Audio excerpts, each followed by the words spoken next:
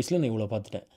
ஏதோ சொல்கிறீங்க இவ்வளோ பண்ணீங்க, அவ்வளோ பண்ணீங்க, இவ்வளோ பண்ணது இருக்கலாம். இப்போ லஞ்சம் வாங்காமல் தடுத்துட்டு இருக்கலாம்ல.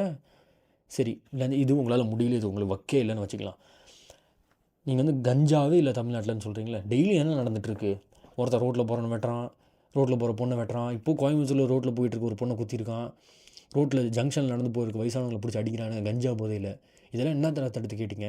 இப்போ என்னது 4 பேர் வெட்டி ஒரு ஹிந்திக்காரரை அவ்வளோ கேவலமாக வெட்டினாங்களா? அதுக்கு என்ன நடந்துச்சு? என்ன தண்டனை கொடுத்தீங்க? அதை பற்றி ஏன் பேசவே இல்லை? அதை பற்றி உங்கள் கட்சியில் இருக்க ஏன் யாருமே பேசல? இந்த கிழவாடி பேசினால, ஸ்டேஜில் பேசினா அடங்கோமாலை நீ வேணா பேசினா அதை பற்றி இவ்வளோ ஹராஸ்மெண்ட் நடந்துச்சு, அந்த பொண்ணுங்களை பற்றி நாங்கள் இவ்வளோ காப்பாற்றணும், நாங்கள் இவ்வளோ பண்ணணும்னு சொல்லி பேசினானா? ஏதோ பொண்ணுங்களுக்கு பாதுகாப்பு இல்லைன்னு சொல்லி விஜய் கிண்டல் பண்ணிருக்க அந்த பரதேசி இவன் வந்து பொண்ணுங்களுக்கு பாதுகாப்பு நாங்கள் கொடுக்கல, தப்பு தான் அப்படின்னு சொல்லி மன்னிப்பு கேட்டு பேசினானா? என்ன நினச்சிட்டு இருக்கானுங்கன்னு இவனுங்களை எனக்கு சுத்தமாக தெரியல. அது எலெக்ஷன் வரப்போது இவனுங்க அடி வாங்க போகிறானுங்க இவங்களுக்கே தெரிஞ்சிச்சு. அப்படி இருந்துமே இவ்வளோ கேவலமாக ஸ்டேஜில் ஏறி பேசிகிட்டு இருக்காங்க. இந்த மாதிரி